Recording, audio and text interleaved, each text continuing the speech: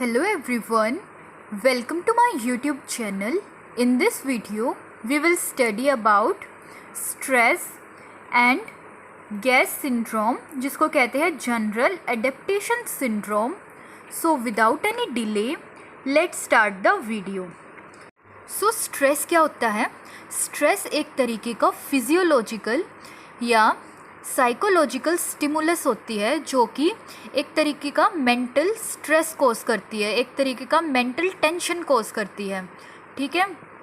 सो इसमें क्या होता है, जब एक्सटर्नल इन्वायरमेंट के अंदर कुछ ऐसी सिचुएशन क्रिएट हो जाती हैं, ठीक है, जिनको पर्सन प्रिसीव कर लेता है एंड उन सिचुएशन से जब पर्सन कोप नहीं कर पाता, ठीक है, उन सिचुएशन को कोप नहीं कर पाता, ठीक है, उन सिचुएशन से एडजस्ट नहीं हो पाता.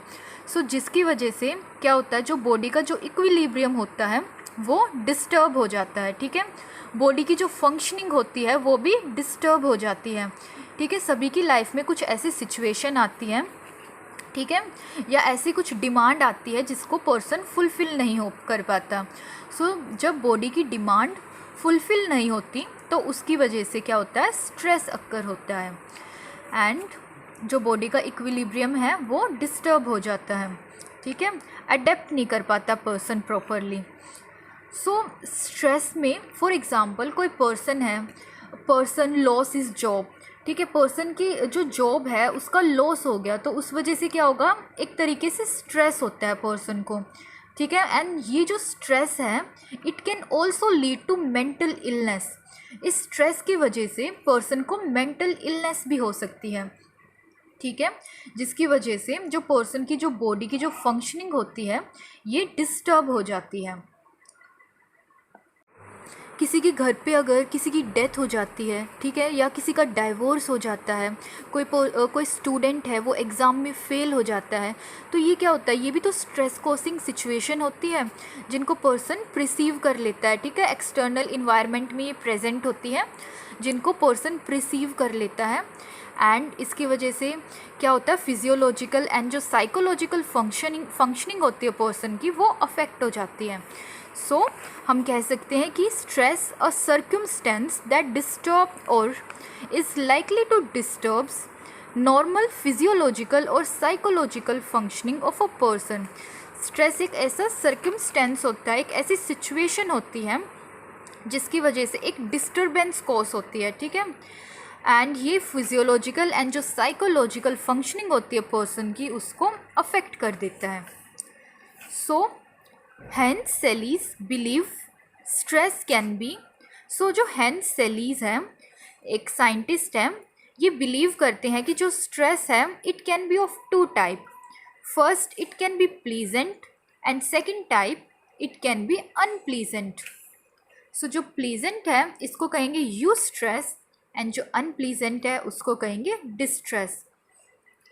सो अगर कोई भी प्लीजेंट सिचुएशन है, सो अगर जो स्ट्रेस है वो प्लीजेंट होगा, मीन्स किसी भी प्लीजेंट सिचुएशन के रिगार्डिंग होगा. अगर स्टूडेंट है वो स्टडी करता है ताकि वो एग्ज़ाम में फ़ेल ना हो जाए तो ये एक तरीके का प्लीजेंट स्ट्रेस हो गया. ठीक है, एग्ज़ाम में फ़ेल होने के डर से जो स्ट्रेस है, ठीक है, वो एक तरीके का प्लीजेंट सिचुएशन क्रिएट करता है. एंड ये अनप्लीजेंट भी हो सकता है अगर ये स्ट्रेस ज़्यादा हो जाता है, ठीक है, जो कि आउट ऑफ कंट्रोल है, तो इसकी वजह से क्या होगा, एक तरीके का डिस्ट्रेस भी कॉज हो सकता है. तो स्ट्रेस प्लीजेंट सिचुएशन भी क्रिएट कर सकता है and it can also be unpleasant. So stress है, सो स्ट्रेस से क्या होता है, बहुत बार ऊपर की तरफ परफॉर्मेंस इंक्रीज़ होती है. ठीक है, स्टूडेंट एग्ज़ाम में हल्का स्ट्रेस लेगा तभी तो उसकी परफॉर्मेंस इंक्रीज़ होगी. ठीक है, एक तरफ स्ट्रेस है, यहाँ परफॉर्मेंस है. ठीक है, ग्राफ ऊपर की तरफ जाएगा.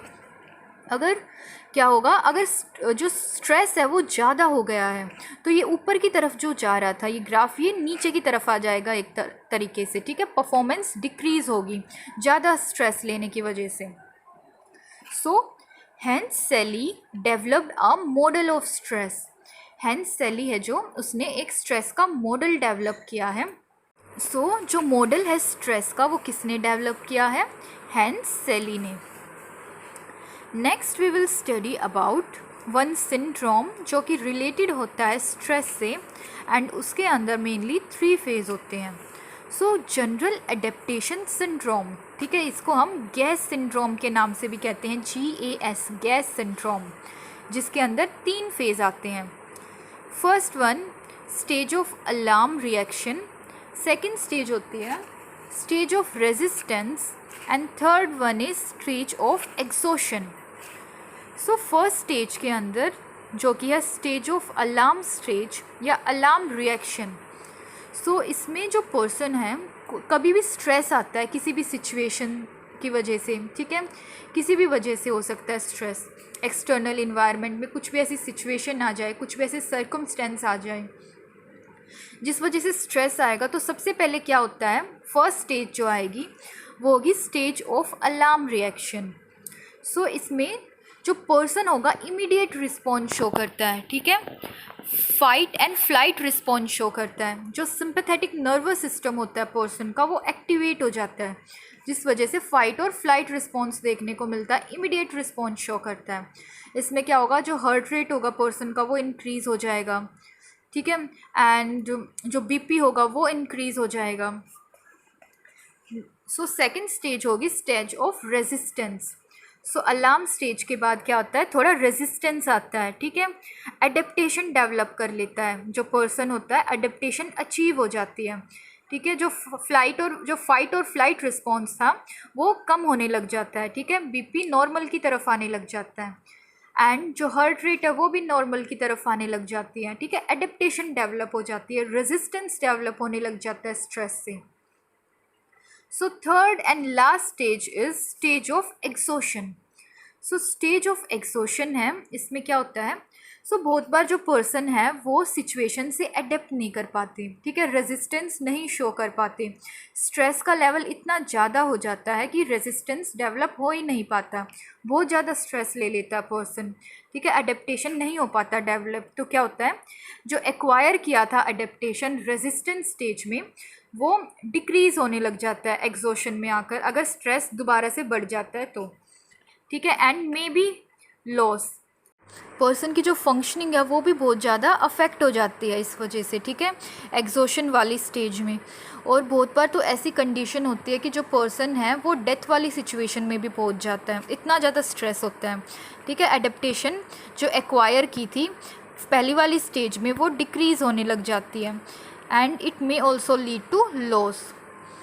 सो गाइज नेक्स्ट वीडियो के अंदर we will study about death and dying stages in detail, and that's it for today. You can also comment down next video कौन सी देखनी है. Till then don't forget to like and subscribe to my channel and also hit the bell icon to get notification of my next video.